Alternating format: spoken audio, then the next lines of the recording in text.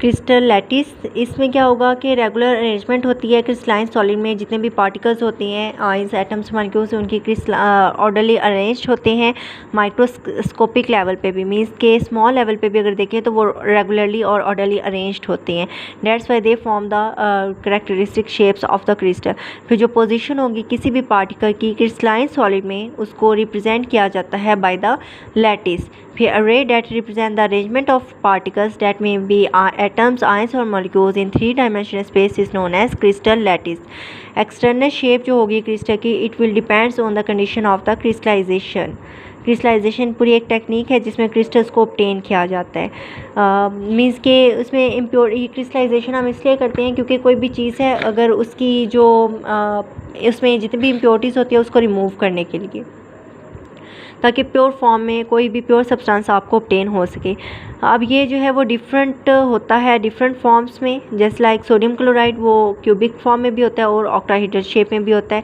और वैसे तो प्योर फॉर्म में अगर आप देखें तो क्यूबिक फॉर्म होती है, लेकिन जैसे ही उसमें इम्प्योरिटीज़ आ जाती है तो इम्प्योरिटीज़ होने की वजह से वो ऑक्टाहेड्रल शेप में कन्वर्ट हो जाता है। इंटरनल स्ट्रक्चर सेम होगा बेसिक स्ट्रक्चर यूनिट के साथ, ये पैटर्न को डिफाइन कर रहे हैं। इसमें जो क्रिस्टल होगा आपका वो डिपेंड्स करता है शेप ऑफ यूनिट सेल पे, contact of the unit cell पे। एटम्स, आयन और मॉलिक्यूल्स जो भी क्रिस्टल्स में प्रेजेंट होते हैं ये रिपीट करते हैं इन द सिस्टमैटिक मैनर में। तो उसमें जैसे ही वो अगर कोई भी चीज़ को देखते हैं वो स्मॉलर एटम से मिलकर बने होते हैं, तो वो एटम का जो स्मॉलेस्ट एटम होगा जिसमें पूरे कंपाउंड की, पूरे कॉम्प्लेक्स की, पूरे मॉलिक्यूल की जो करैक्टरिस्टिक्स होती है जो कि शो करते हैं। जिस तरह अगर आप घर में से अगर किसी को भी कंसीडर कर लें कि जैसे आपके फादर हैं, तो फादर जो है वो आप सबकी आइडेंटिटी है, मींस कि आप ये कहते हैं कि हमारी पहचान जो है वो हमारे फादर है, ठीक है। तो इसी तरह जो है मतलब फादर जैसे आपका नाम है वो फादर के नेम के साथ लिखा जाता है, मींस के यही जहाँ पे भी जाते हैं तो ये पूछा जाता है कि आप किसके बेटे हैं, किसकी बेटी हैं, ठीक है। ये ऐसे ही होता है ना।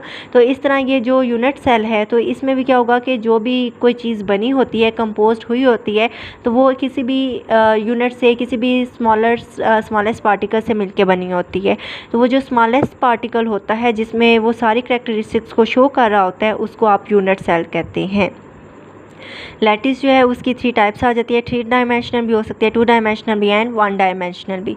अब ये सोडियम क्लोराइड का स्ट्रक्चर और उसका ये जो यूनिट सेल है इसको हम डिस्कस करेंगे at the end of this lecture.